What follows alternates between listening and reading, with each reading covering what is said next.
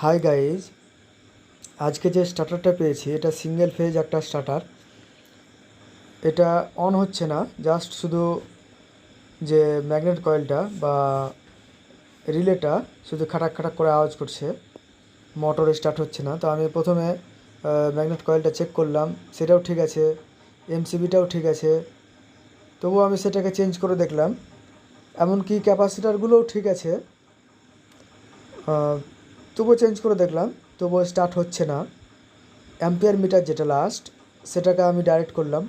Ampere metre ঠিক আছে check করে দেখার পরও আমি সেটাকে ডাইরেক্ট করে দেখলাম, তবুও হচ্ছে না। তো এটার কী ফল্ট হতে পারে? তা অনেকক্ষণ চেক করার পরে আমি দেখলাম যে কী ফল্ট হতে পারে। সেই ফল্টগুলো চেক করতে করতে হঠাৎই আমি সুইচের দিকে গেলাম। ঠিক আছে, এই যে এমসিবিটাও ঠিক আছে, সব কিছু ঠিক আছে। আর এটাকে তো আমি ডাইরেক্ট করে দেখে নিয়েছি। আমি লাস্ট করলাম কি, সুইচটা চেঞ্জ করলাম, দেখছি এটা হয়ে গেল। তো এরকম যদি কোনো প্রবলেম হয়, প্রথমে রিলেটা চেঞ্জ করে দেখতে হবে। রিলে যদি ঠিকঠাক থাকে, সমস্ত কিছু দেখার পরে আমি সুইচটা চেঞ্জ করে দেখলাম যে না, এটা হয়ে গেল।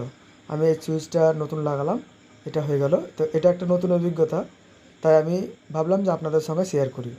আমার ভিডিওটা দেখার জন্য ধন্যবাদ। সকলে সুস্থ থাকবেন, ভালো থাকবেন।